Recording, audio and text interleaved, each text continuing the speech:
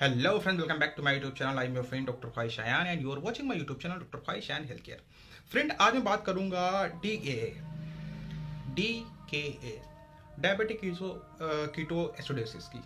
ठीक है, देखिए फ्रेंड, ये क्या होता है और जब कीटोन बॉडी में बढ़ जाता है, यूरिन में जब कीटोन बढ़ जाता है तो क्या होता है और डायबिटीज़ वाले पेशेंट को कैसे ये मैनेजमेंट किया जाता है। और सबसे पहले तो आपको मैं ये भी बताऊंगा कि ये कीटोन क्या होता है और ये बॉडी में कैसे बढ़ता है, कब ये जो है हाइपर हो जाता है। ठीक है, तो जो लोग मेरे यूट्यूब चैनल पर नए हैं फ्रेंड, वो मेरा यूट्यूब चैनल सब्सक्राइब कर दें और मेरे वीडियो को लाइक करें, शेयर करें फ्रेंड। ठीक है, तो देखिए फ्रेंड, सबसे पहले तो ये जान लें कि कीटोन क्या होता है। ठीक है, कीटोन एक तरह का एक केमिकल है, एक एसिड है जो हमारी बॉडी में बनता है और ये तब बनता है ज़्यादा, ठीक है, जब डायबिटिक पेशेंट क्या करता है, उसकी बॉडी के अंदर ब्लड शुगर तो होता है लेकिन उसमें पेंक्रियाज में बीटा सेल का प्रोडक्शन कम हो जाता है और इंसुलिन जो है वो नहीं बना पाता। जब वो इंसुलिन नहीं बना पाता है तो ये सारी चीजें होती हैं और ग्लूकोज आपकी ब्लड में बढ़ता रहता है। ब्लड शुगर आपके ब्लड में बढ़ा हुआ ही हमेशा आता है। हमारे शरीर को ताकत मिलती है या तो फैट से, ग्लूकोज से, ठीक है, या फिर अगर ग्लूकोज नहीं मिला है तो फिर क्या करता है, बॉडी के सेल्स क्या करते हैं, मसल सेल्स, फैट सेल्स को जो क्या करते हैं, ब्रेक डाउन करते हैं, उनको तोड़ते हैं और फिर कीटोन में बनाते हैं। फिर कीटोन क्या करता है, उसको एनर्जी में अपने आप को बदलता है, फिर जाकर शरीर को क्या मिलता है, एनर्जी मिलती है, ताकत मिलती है। यहां पर यह होता है कि किसी भी तरीके से आपका जो इंसुलिन बनाता है प्रोडक्ट, पेनक्रियास, बीटा सेल्स, वहां पर क्या होता है, कोई किसी वजह से वहां पर इंसुलिन का प्रोडक्शन बंद हो जाता है। तो क्या करता है, इंसुलिन का प्रोडक्शन बंद हो जाने के बाद जो है इंसुलिन बन नहीं पाती है, तो ब्लड के अंदर क्या करता है, जब इंसुलिन नहीं बन पाती है तो ब्लड के अंदर ग्लूकोज होते हुए भी, ब्लड में ब्लड शुगर होते हुए भी वो बॉडी को एनर्जी नहीं दे पाती, क्योंकि उसको सेल में ट्रांसफर करने के लिए उस ब्लड से शुगर से, ब्लड से आपके ग्लूकोज को और ब्लड शुगर को क्या करते हैं, शुगर को सेल में ट्रांसफर करने के लिए इंसुलिन हार्मोन्स की जरूरत पड़ती है। एक्चुअली वो है नहीं।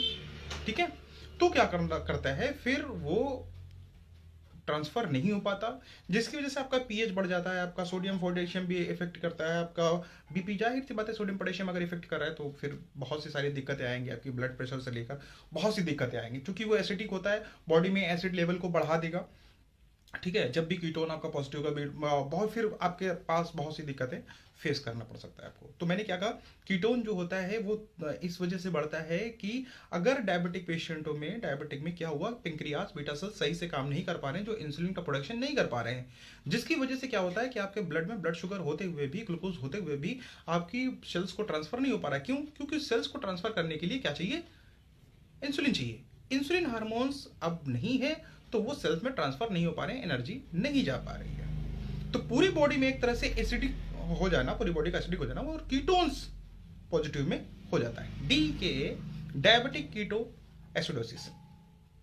ठीक है, उसके अलावा अब मैं आपको बताता हूं कि, और ये भी मैंने बताया आपको कि कैसे जो है फिर कीटोन बॉडी बनाती है। फिर कीटोन कैसे बनाती है, फिर जो सेल्स होते हैं वो मसल सेल्स, फैट सेल्स को जो है ब्रेक डाउन करते हैं, उनको तोड़ते हैं, फिर कीटोन में बनाते हैं, फिर कीटोन को जो है वो एनर्जी में डाइवर्ट होती है, फिर हमारे शरीर को मिलती है।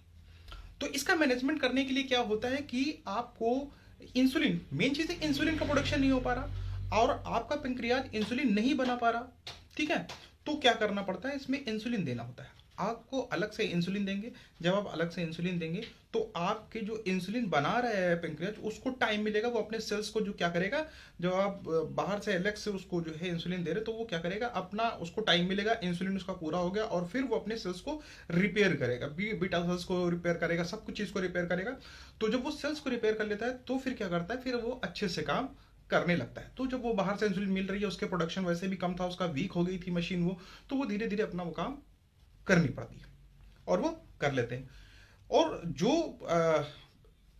मैनेजमेंट के अकॉर्डिंग है वो ये है कि जैसे ही अगर कोई कीटोन पॉजिटिव हो जाता है तो अगर जो भी आप टैबलेट दे रहे हैं, जो भी गोलियां आप दे रहे हैं उस में आपके शुगर पेशेंट को, हाँ, इंसुलिन के लिए, तो वो फिर दवा काम नहीं करती है। क्यों?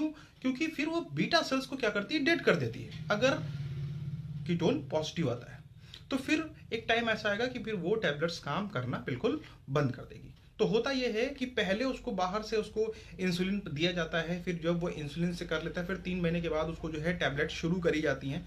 पहले उसको इंसुलिन पे रखा जाता है, ठीक है, कि जब इंसुलिन पे रखा जाता है तो बीटा सेल्स, ओ सॉरी, पेंक्रियाज को जो है, पेंक्रियाज के बीटा सेल्स को फिर वो जो है इंसुलिन बनाना नहीं पड़ता है, बाहर से उसको इंसुलिन मिल रहा होता है, तो वो अपने सेल्स को रिपेयर करता है पेंक्रियाज। और जब वो रिपेयर कर लेता है तो फिर सारी चीज़ें खत्म हो जाती हैं, ठीक है। फिर जो है जब आप टैबलेट यूज शुरू करते हैं तो फिर वो टैबलेट बराबर काम करती, बेहतर काम करती है। तो ये होता है कीटोन पॉजिटिव हो जाना। और ये बहुत ज़रूरी है समझना कि भाई कीटोन पॉजिटिव हुआ और ये क्यों हुआ, किस वजह से हुआ, भाई तो डायबिटिक में कैसे उसका मैनेजमेंट करूंगा, ठीक है। तो उम्मीद है कि आपको ये वीडियो अच्छी लगी होगी और समझ में आया होगा कि कीटोन किस वजह से पॉजिटिव होता है। आज के लिए बस इतना ही फ्रेंड्स, थैंक यू।